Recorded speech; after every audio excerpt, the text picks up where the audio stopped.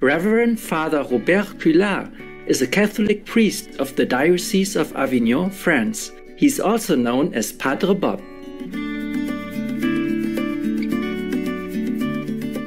Aside from preaching, he's also an environmental and animal activist, as well as a vegetarian advocate. He loves animals and defends them, and is strongly against factory farming. You may be surprised that Father Robert Cullard is well acquainted with heavy metal music and is a metalhead himself. Father Robert Cullard is the author of various books and wrote his first book, L'Âge du Métal, Age of Metal, in 2007, after coming into contact with heavy metal music. In 2015, he published Méditation biblique sur les animaux, Biblical Meditations on Animals, after discovering the shocking treatment of factory-farmed animals. He also subsequently wrote Le Paradis Végétarien, Méditation patristique, The Vegetarian Paradise, Patristic Meditations, and Cattle Decapitation, Gore Ecology, 2018. Supreme Master Television was granted the honor of an exclusive interview with Reverend Father Robert Cullard in Paris on December 7, 2020. We will now share with you extracts of this most interesting and enlightening interview. In the previous episodes, Father Robert Cullard shared his views on vegetarianism and the progress of the Church in raising awareness on animal cruelty.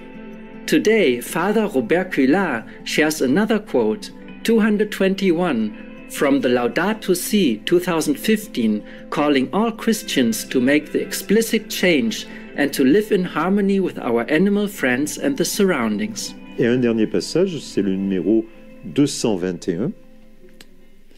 J'invite, là, c'est l'appel du pape, j'invite tous les chrétiens à expliciter cette dimension de leur conversion, à rendre explicite, concrète, en permettant que la force et la lumière de la grâce reçue s'étendent aussi à leur relation avec les autres créatures, donc avec les animaux, ainsi qu'avec le monde qui les entoure, et suscite cette fraternité sublime.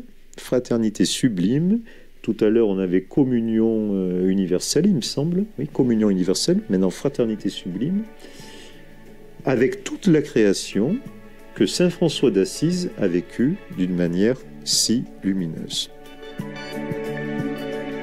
Father Robert Cullard further goes on to explain the misconceptions by many Christians who think that eating meat is okay, which is actually forbidden. He elaborates on the verses quoted from the Laudato Si and the Bible that advocate veganism, vegetarianism, as highlighted in his book, The Biblical Meditations on Animals, as well as the surprise discovery of Genesis verse 29 to 30, which dictate vegan diets for all. Le titre, si vous voulez, pourrait prêter à confusion, parce que, bon, méditation biblique sur les animaux. Contrairement à d'autres prêtres qui ont fait un autre type de travail, le but de ce livre n'est pas de recenser tous les animaux qui sont cités dans la Bible, de faire une espèce de zoologie biblique. Bon, ça ne m'intéresse pas de faire des listes, pour moi, ce n'était pas mon but. Mais le but de ce livre, c'était bien la relation que nous, humains, nous avons avec les animaux. Et dans le cadre de notre relation avec Dieu, dans le cadre de la foi, évidemment, puisque c'est la Bible, c'est un livre religieux, sacré. Voilà. Donc, je suis allé à la recherche des textes qui me semblaient intéressants pour donner une lumière, une sagesse pour nous sur voilà, quelle doit être notre relation avec les animaux.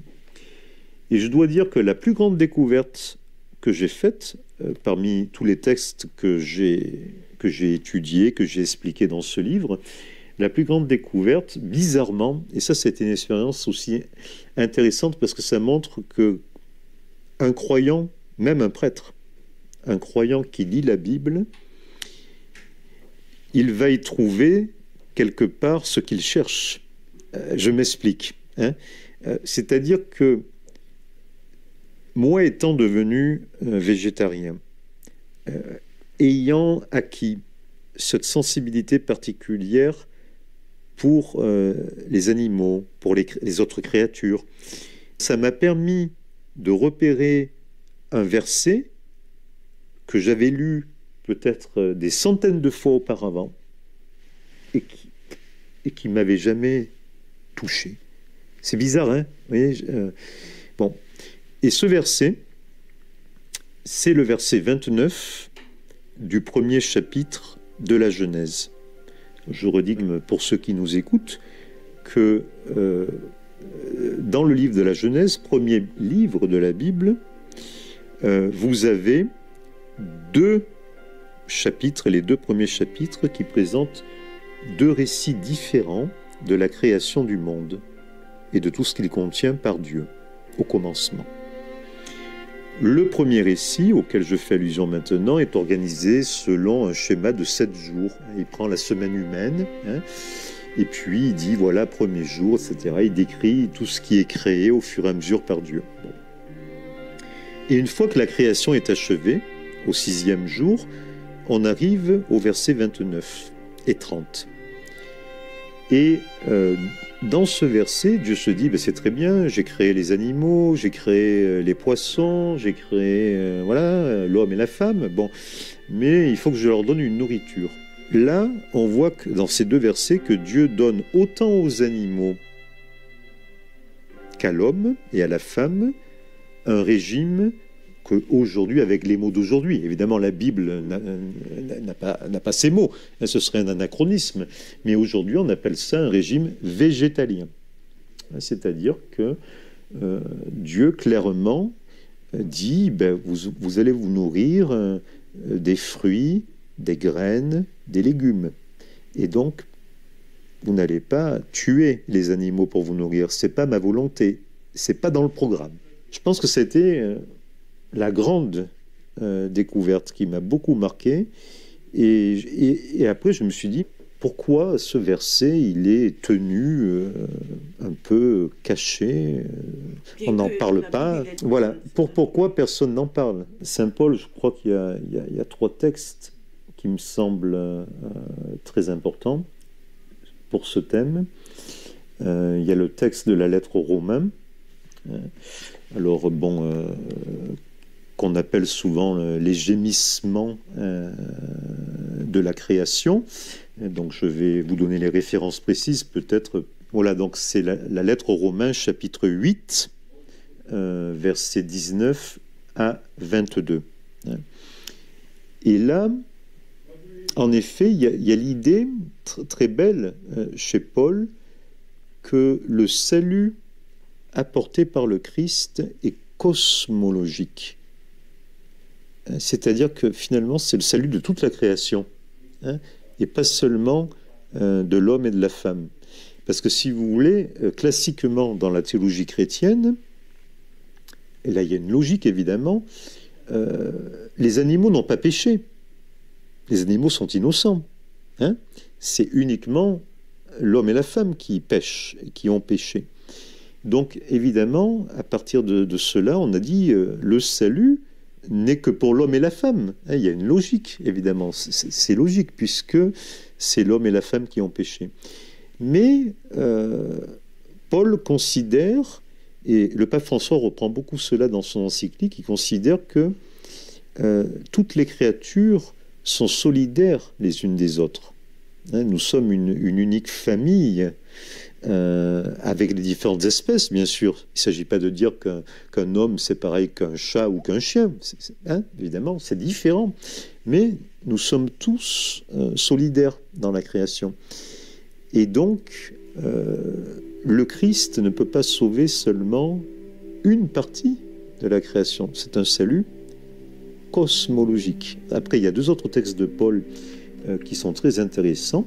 C'est dans la lettre aux Colossiens et dans la lettre aux Éphésiens, chapitre 1, chaque fois c'est le chapitre 1, Donc je vais lire un passage.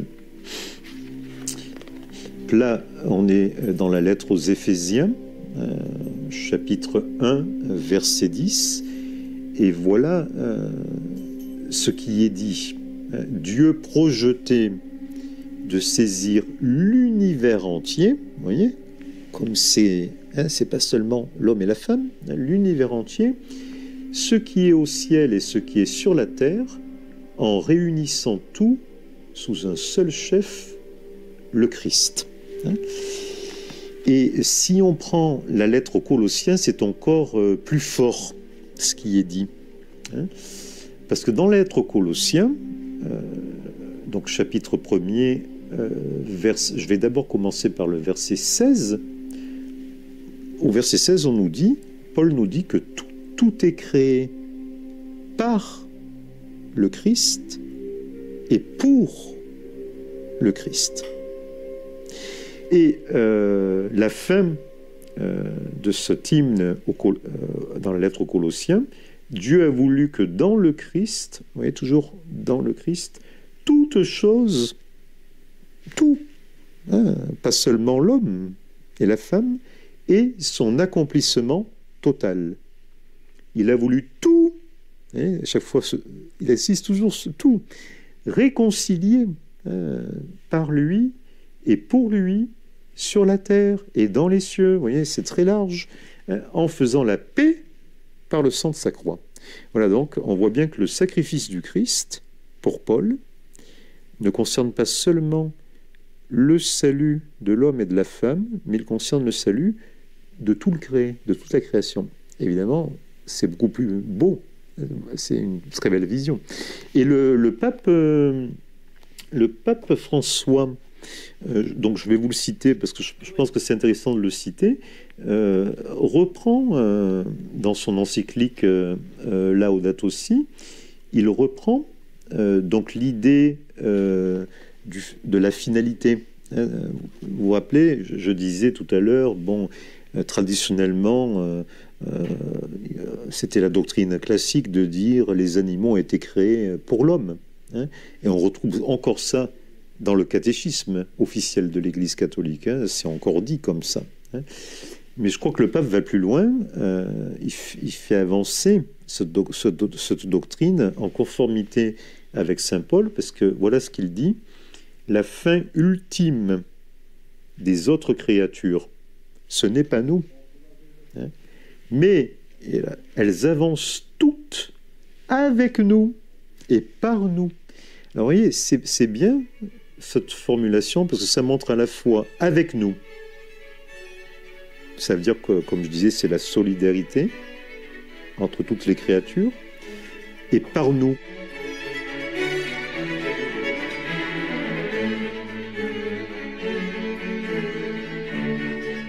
Uplifted viewers, thank you for your company for today's Reverend Father Robert Cullard, vegetarian, Voice of Awakening for the Animals, Part 3 of 4 on Words of Wisdom.